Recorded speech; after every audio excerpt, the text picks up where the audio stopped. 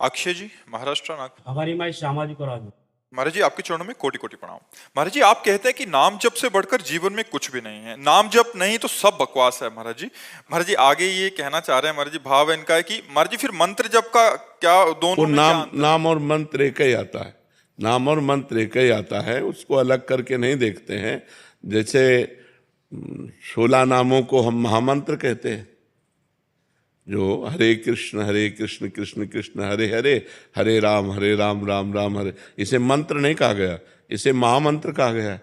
तो नाम और मंत्र और महामंत्र सब एक ही है, लेकिन जो वैदिक मंत्र हैं वो पवित्र अवस्था में जपे जाते हैं, और जो नाम है वो किसी भी समय जप सकते हो। अपवित्र पवित्रो वा सर्वावस्थांगतोपि वह यह स्मरेत पुंडरीकाक्षम सवायाभ्यंतरा शुचि।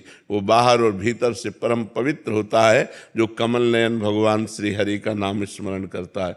तो आप जैसे नाम है तो आप शौचालय में बैठे हुए भी अंदर अंदर जप सकते हो, लेकिन मंत्र नहीं।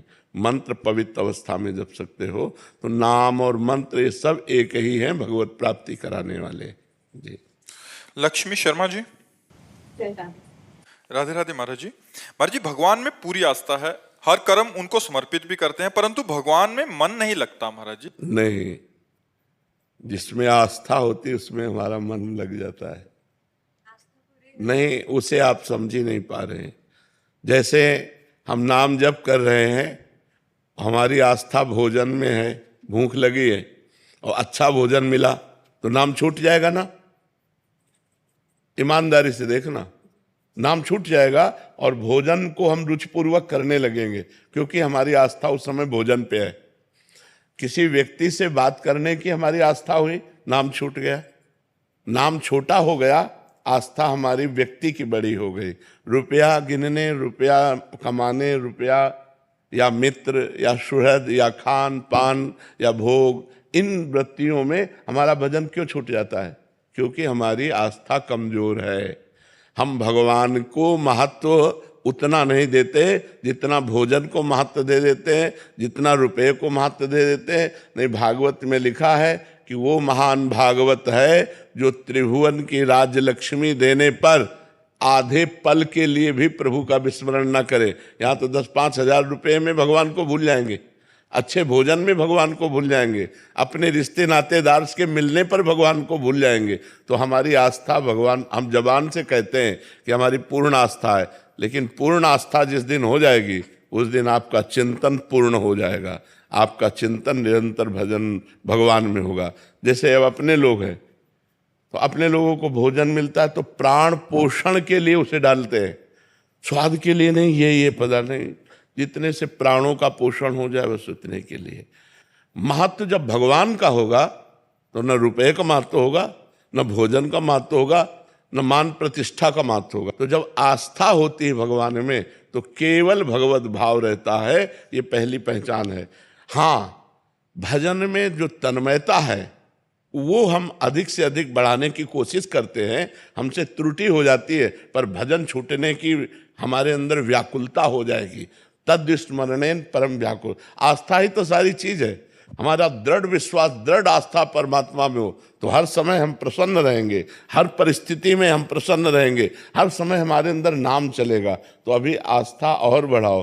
अभी रिश्ते नातों में आस्था है, अभी रुपए पैसों में आस्था है, अभी अपने शरीर में आस्था है, अभी भोगों में आस्था है। हमारी बात को समझो, ये ऑपरेशन थिएटर है अध्यात्म का। पूरी आस्था जिस दिन परमात्मा में हो जाएगी उस दिन हमारा भजन पूर्ण होने लगेगा। सानिया जी, दिल्ली से। श्री हरिवंश। महाराज जी हमें पता है कि हमारे अंदर क्या क्या कमियां हैं, हम उसे सुधारने का बहुत प्रयास करते हैं, परंतु कोई प्रभाव नहीं दिखता, वो गलती होती है। महाराज जी हाँ, हमें जैसे पता है कि हमको ये नहीं करना चाहिए और ये करना चाहिए, तो जो करना चाहिए वो कर नहीं पाते, जो नहीं करना चाहिए वो कर बैठते हैं। इसको प्रमाद स्थिति कहते हैं। और ये प्रमाद स्थिति भजन से जाती है। जब नाम बल हमारे अंदर जागृत होता है तो जैसे ब्रेक मार दो वहीं की वहीं बिल्कुल गाड़ी खड़ी, वैसे ही मना स्थिति होती है। नहीं तो बस नहीं, हाँ तो बस हाँ, हाँ होगा तो धर्मयुक्त होगा, नहीं होगा अधर्मयुक्त होगा, नहीं तो नहीं, हाँ तो हाँ, बिल्कुल ठीक करेक्ट जीवन चलेगा। भजन बल एकत्रित हो जाए, अभी 2-4 माला को भजन बल नहीं कहते। जब अच्छे से खूब भजन करोगे, खूब नाम एकत्रित हो जाएगा, तो गंदी बातों के लिए मन जाएगा ही नहीं। अगर जाएगा तो क्रिया नहीं कर पाएगा, क्योंकि उसके पास नाम बल है, रोक देगा। अब हम जानते हैं नहीं करना चाहिए, मन हमारा आकर्षित किया, व्यथित किया, हम वही कर बैठे, क्योंकि हमारे अंदर नाम बल नहीं है। जैसे मेरे बल से वृंदावन रानी, महारानी जी के राधा नाम का बल है, तो जैसे चाहो वैसे मन को रौंद दो, क्योंकि वो बलवान है, हम थोड़ी बलवान है। हमारे बल से मन नहीं रुकने वाला, उनके बल से रुकेगा। तो जब हम प्रभु के आश्रित होते हैं और खूब भजन करते हैं, साधन करते हैं, तब हमारे पास अध्यात्म बल होता है, भागवतिक बल होता है। भागवतिक बल से मन को रोका जा सकता है, नहीं तो भाई बहुत ही मन की गति चंचल है, और ये बहुत ही प्रमथन स्वभाव वाला है, व्यथित करके जबरदस्ती अपनी बात करवा लेता है। अगर इसे रोका जा सकता है तो भजन बल से रोका जा सकता है। भजन बल ही समस्त दुखों के अंत का उपाय है। हमारे हर प्रश्न में भजन है, क्योंकि भजन के बिना कुछ नहीं है। जैसे इसने बताया कि आप कहते हैं भजन के बिना सब बकवास है, तो सब बकवास है। अगर आपके अंदर जितना भजन है उतने आपकी आध्यात्मिक उन्नति है, लौकिक उन्नति है। और अगर भजन नहीं है तो लौकिक उन्नति होते हुए भी आपके पास कुछ नहीं है। आप बड़े पदाधिकारी हैं, आप करोड़ अरबों रुपया जमा किए हैं, लेकिन मरेंगे तो आपका पद जाएगा क्या? आपके साथ करोड़ों अरबों रुपया जाएंगे क्या? बेकार हो, आप कुछ नहीं हो। और अगर राधा राधा 100 बार जपे हो तो 100 राधा नाम तो तुम्हारे भगवान के बैंक में जमा है। तो भगवान नाम जप ही हमारा परम धन है, भगवान नाम जप ही हमारा परम बल है, जिस बल से जो नहीं करना चाहिए वो हम नहीं करेंगे, और जो करना चाहिए वो हम करेंगे। प्रमाद स्थिति का नाश भजन से होता है। गणेश जी, राधे राधे महाराज। राधे राधे महाराज जी। महाराज जी, जिस प्रकार आपने कहा कि भगवत प्राप्ति होने के बाद पीछे के 7 और आगे की 14 पीढ़ियां तर जाती हैं महाराज जी, इसमें ये कह रहे हैं कि अगर कोई परिवार का दुराचारी भी हो तो वो भी, हाँ, सरकारी जो नियम है वो नियम तो लागू होगा। अब जैसे किसी आर्मी की जवान की शहीद हो जाता है तो उसकी पत्नी को आजीवन पैसा मिलता है, और उसकी बात सुनी जाती है, उसकी सुख दुख की तकलीफ सरकार सुनती है। तो हमारी सरकार कम से कम एक पीढ़ी का तो उद्धार कर ही देती है, दुख सुख का व्यवस्था सब। तो हमारे भगवान हैं वो तो। ये तो भारत देश एक राष्ट्र है, वो तो अनंत ब्रह्मांडों के स्वामी हैं। अगर कोई उनको प्राप्त कर गया तो 21 पीढ़ियां उतार देते, तो उनके लिए कोई बड़ी बात है क्या? सही का निशान लगा दिया, चाहे जितना बड़ा दुराचारी हो वो उसका कल्याण हो जाएगा, क्योंकि उनके परिवार में एक भगवान का भक्त हुआ। जैसे प्रहलाद जी, अब उनके 21 पीढ़ियां तो थी नहीं, प्रहलाद जी की 21 पीढ़ियां नहीं थी, क्योंकि ब्रह्मा जी, कश्यप और हिरणाक्ष हिरण्यकश्यप, इतनी पीढ़ी थी। ब्रह्मा जी और ब्रह्मा जी से कश्यप, और कश्यप अदिति से, और कश्यप दिति, इन्हीं से देवता और दैत्य प्रकट हुए। जो कश्यप आदित्य, इनसे देवता, और कश्यप दिति से दैत्य प्रकट हुए। कश्यप जी ब्रह्मा जी से प्रकट हुए, ब्रह्मा भगवान से प्रकट हुए। 21 पीढ़ियां आई नहीं। तो जब प्रहलाद जी को भगवान गले से लगाए तो प्रहलाद जी ने कहा हमें एक सोच है। बोले क्या?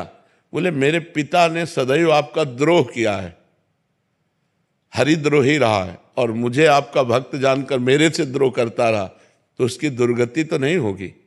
तो उन्होंने कहा कि पिता की बात करते हो, तुम्हारी 21 पीढ़ियां होती तो उनकी सदगति हो जाती। 21 पीढ़ियां नहीं तुम्हारे, तो तुम्हारे पिता को परम गति प्राप्त हुई है। जिसके प्रहलाद जैसा पुत्र हो, उसका पिता स्वयं भगवान का घोर दुश्मन, घोर विरोधी, तो वो भगवत, यद्यपि क्रिया भयावनी थी लेकिन उसकी सदगति हुई। तो 21 पीढ़ियां तार देना, भगवान तो संकल्प कर ले तो पूरे ब्रह्मांड को तार दे, श्री कृष्ण संकल्प कर ले तो ब्रह्मांड को तार दे। 21 पीढ़ियां क्या चीज होती? चाहे जितना दुराचारी उसकी पीढ़ी में रहा हो वो भगवत प्राप्त हो जाएगा, यदि एक भगवान का भगवत प्राप्त महात्मा हुआ हो। ये 2-4 माला घुमाने वालों की बात नहीं कर, भगवत प्राप्त महात्मा प्रकट हो गया जिस कुल में, हाँ, नाम प्रसंग कहे तो उपदेश, जाया धर्म धन्य सो देश, धन्य सो कुल जे जन्म भयो, धन्य सुतात धन्य सो माय, संतत सकल सुनो चितलाय, श्री हरिवंश प्रताप जस।